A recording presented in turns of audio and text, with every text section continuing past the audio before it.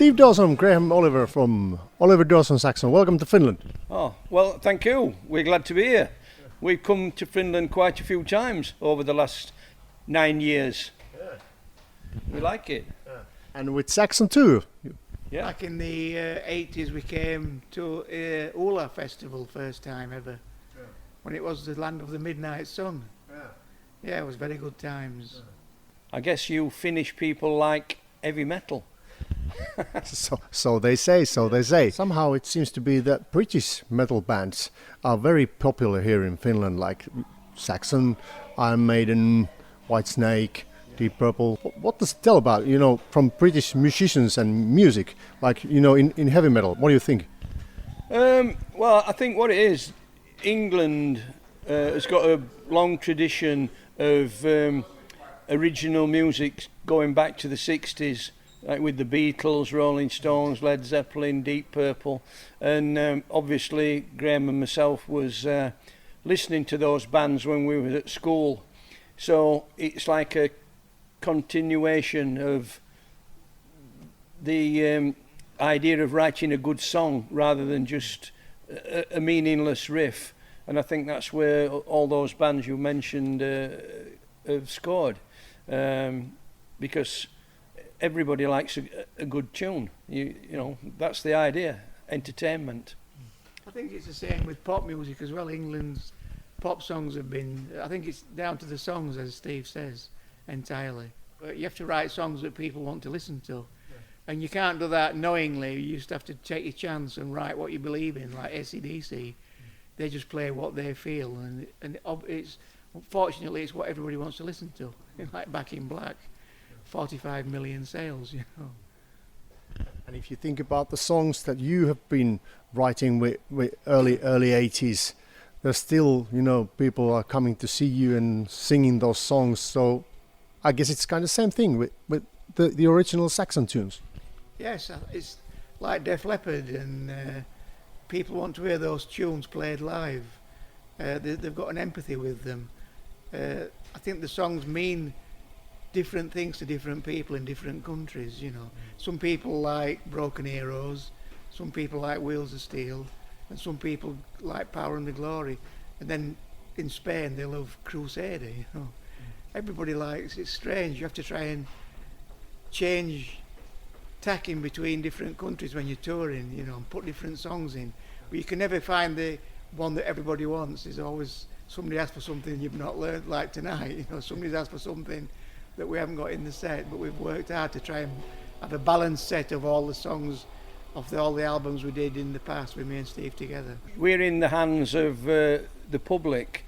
When we write a song, we don't set out to write one that we think people will like. We just write what comes out of us, and you usually start with either a sentiment or a riff, and we always try to have a good introduction, because the first few notes and vocal lines are important.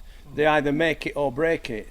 So, there's some classic songs that as soon as it starts, it's going to be, like, say, All Right Now or Back in Black. You just know who it is, and that's the idea. Not just young people liking them, but mums and dads as well. My mum is 90 and she loves Queen, and when she was a little teenager there was no such thing as rock music, but she loves that, and that's the idea. Music should be entertainment. You shouldn't be just playing it for yourself. And we just had 5 guys that all thought the same way, and there was no sort of guy who was taking over saying we've got to write a song like this. We just all had bits. It was a collective, a very working collective that was very successful, and when that collective ceased to be doing it how it did it, it seemed to not be as successful with the people still wanted the old songs what we used to do. So I suppose you have to go, it speaks volumes.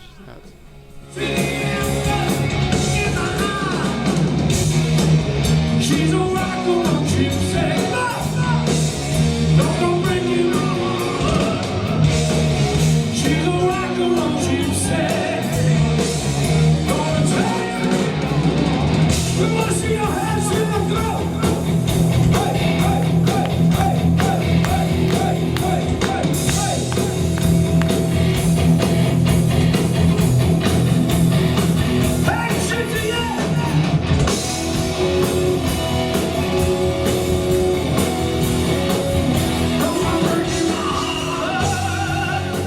when you play live, we've made 2 albums worth of original material, one under the name of Son of a Bitch, and then one called Motorbiker. And to be honest, if we play a lot of songs from those 2 albums, the guys after say, well, why didn't you play Stallions of the Highway? Why didn't you play Strong Arm of the Law, Broken Heroes, and all stuff like that? So basically, if you're in the entertainment industry, you have to give the public what they want. I can remember going to see bands and playing the entire new album, and I wanted to hear the ones I like, not the new ones. The new ones would be for next time. So that's how it works. So we're just playing a classic set of all the hits, really, and that's, you know, they'll like it, we'll like it, everybody's happy. Yeah. So that's what Oliver Dawson Saxon is basically for, celebrating those Saxon songs and your career, what you've done in the past. Yes, we do that, but we also would love to make a new album, but it's very difficult in this environment because nobody's buying albums, so it's very hard. There's lots of record companies would put an album out. If we made it, it would have to be funded by ourselves, and you never get the investment back. So it's a very difficult time with DVDs and CDs. So as soon as you write new songs, and they get put on the internet, you know, there's no control over it. Do you have plans to publish any new music in the near future? We'd love to publish new music, and it's always a plan to do it. They've even been doing different songs tonight on Soundcheck. We're always looking at new riffs and song ideas, always, because that's what we do.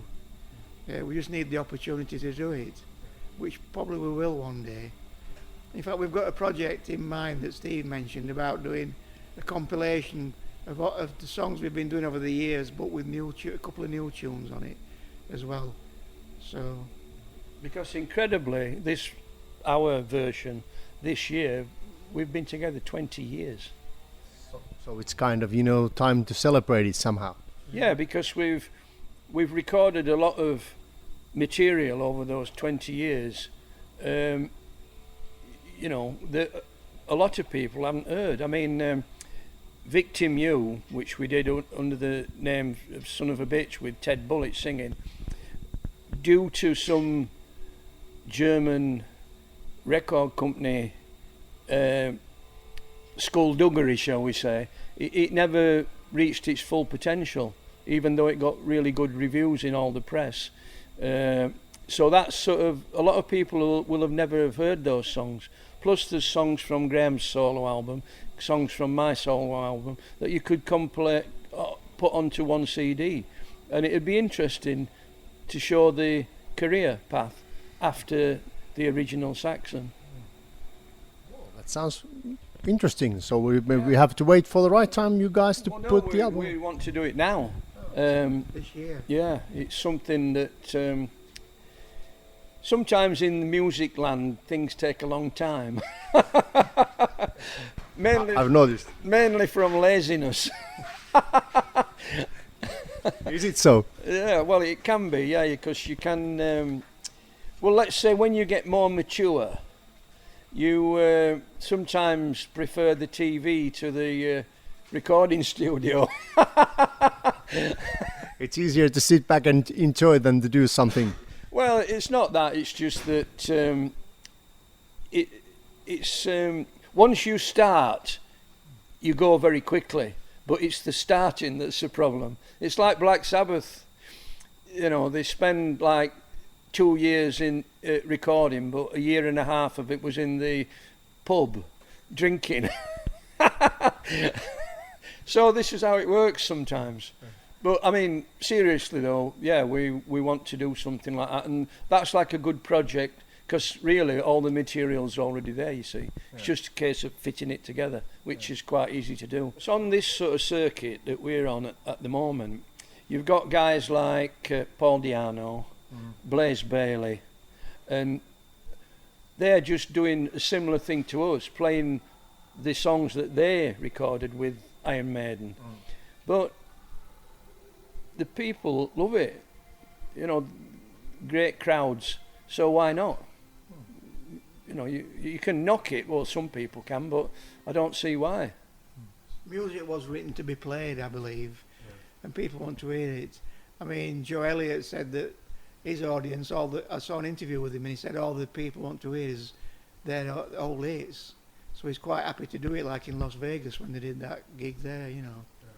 So that's great. Let the people have what they want. If Jimi Hendrix was still alive, I'd want to see him do Purple Haze and Voodoo Child. I wouldn't want to see new ones until I got used to them, like Steve said. I remember seeing Free on TV when I was younger, on an English programme, and they were playing songs off the new album that just come out. We'd never heard them, and we wanted to hear stuff off the early albums, you know. So yeah, I think that's a very common thing in music.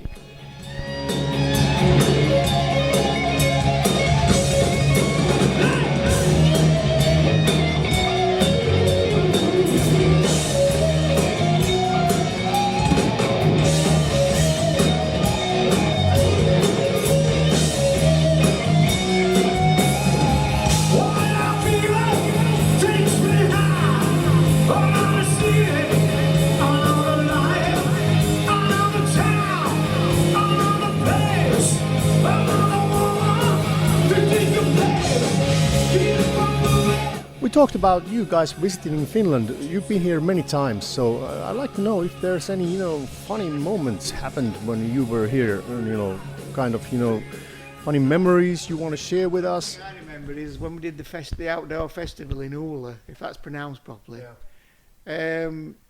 There was a lot of girls wanted to get into our hotel, and the hotel staff wouldn't let them in, much to Biff's disappointment.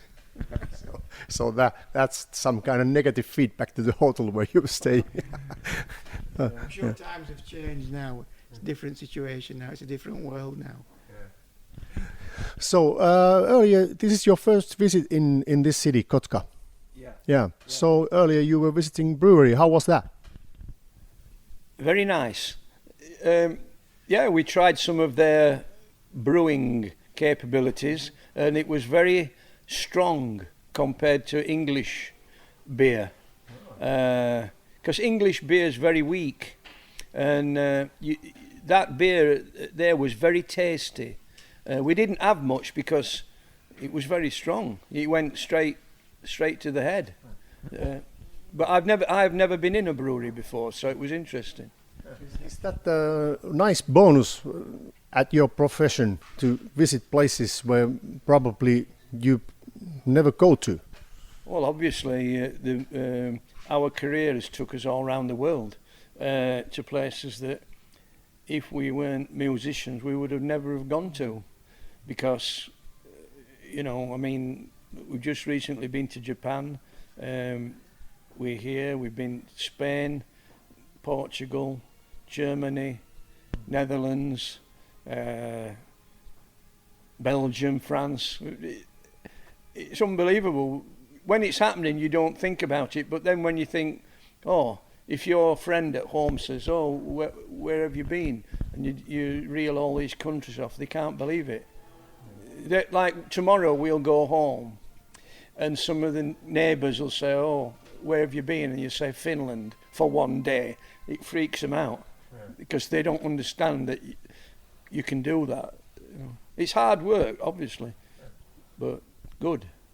One of the things that stands out for me is we went to the Alamo in America, and as a kid watching the TV, there was a film about the Alamo where the Mexicans tried to storm the Alamo, and it was like, wow, I saw that on the film, and now I'm here. So it's things like that, and going into Texas, where you see real cowboys, you know, with guns and Stetsons. It's mind-blowing, really. Very lucky. I mean, the first tour we did of America was supporting Rush, and Pete Gill got real friends with Neil Peart, and those guys were really good. So we went from playing small places in England. We'd done the Motorhead tour, but we'd played Retford Porterhouse a week before, which is a club as big as this. And then a few days later, we're at the Philadelphia Spectrum, sold out, 25,000 people for Rush. So those memories you can never be taken away from you. It's fantastic, you know. On that tour, we did Rush, Back in Black with AC/DC, and Heaven and Hell with Black Sabbath. So it was a fantastic baptism of fire, to say the least. In fact, on one of the tours, we played the Whiskey A Go Go. We did 4 nights, sold out. Metallica was our support band.